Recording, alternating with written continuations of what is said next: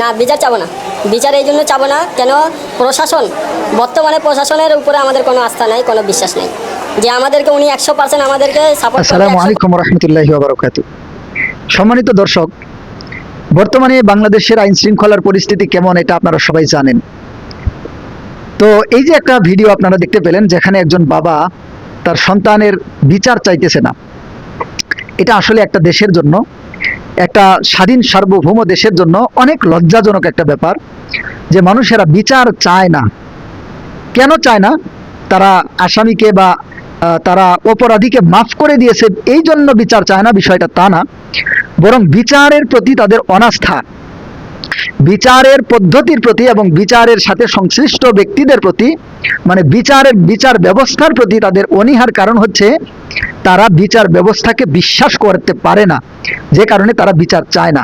এটা একটা স্বাধীন দেশের জন্য অনেক দুঃখের কথা, একটা স্বাধীন দেশের নাগরিকদের জন্য অনেক দুঃখের কথা, একটা স্বাধীন দেশের শাসকদের জন্য অনেক লজ্জার কথা, অনেক দুঃখের কথা, অনেক শরমের কথা, অনেক হায়ার কথা যে মানুষ সমাজে চলতে গেলে নানান কিছু ঘটতেই পারে, এটাই স্বাভাবিক, কিন্তু তারপরে একটা লিমিট থাকে। কিন্তু আমরা বাংলাদেশে বর্তমানে যে পরিস্থিতি দেখতেছি, এটা লিমিট ছাড়িয়ে গেছে।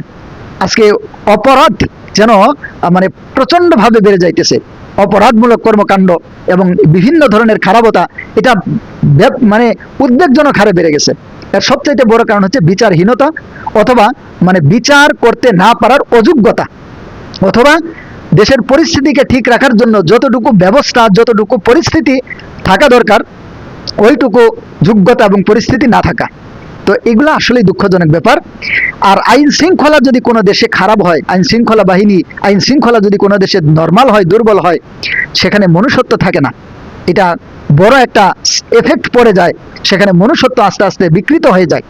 এই জন্য যারা ক্ষমতায় আছেন, সরকার বাহাদুর এবং তাদের আশেপাশে যারা আছেন এবং যারা বিশেষ করে এই ক্ষমতার সাথে জড়িত, তাদের প্রতি দৃষ্টি আকর্ষণ করব, অতি দ্রুত এই সমস্ত বিষয়গুলোকে আপনারা ঠিক করেন। এই বিচারহীনতা বা বিচারিক দুর্বলতা, এগুলাকে দূর করেন এবং মানে মানুষের ভিতরে আস্থা ফিরিয়ে আনেন যে মানুষ বিচার দেন, বিচার পাবেন ইনশাল্লাহ। আপনারা তো ইতিমধ্যে দেখতে পাইতেছে অনেক জায়গায় আইন শৃঙ্খলা বাহিনী আসামি ধরতে গেছে, আসামিকে ছিনিয়ে নিয়ে তারা বাহিনীর উপর আক্রমণ করেছে।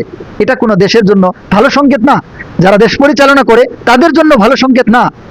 এই জন্য অবশ্যই আমি দৃষ্টি আকর্ষণ করব, যারা ক্ষমতায় আছেন, ক্ষমতার আশেপাশে আছেন, যারা দেশকে পরিচালনা করতেছেন, তাদের আশেপাশে আছেন, তারা সোচ্চার হন এবং এই দেশের পরিস্থিতিকে ঠিক করেন। আল্লাহ তাআলা সবাইকে দিনের জন্য, দেশের জন্য কবুল করেন, আমিন।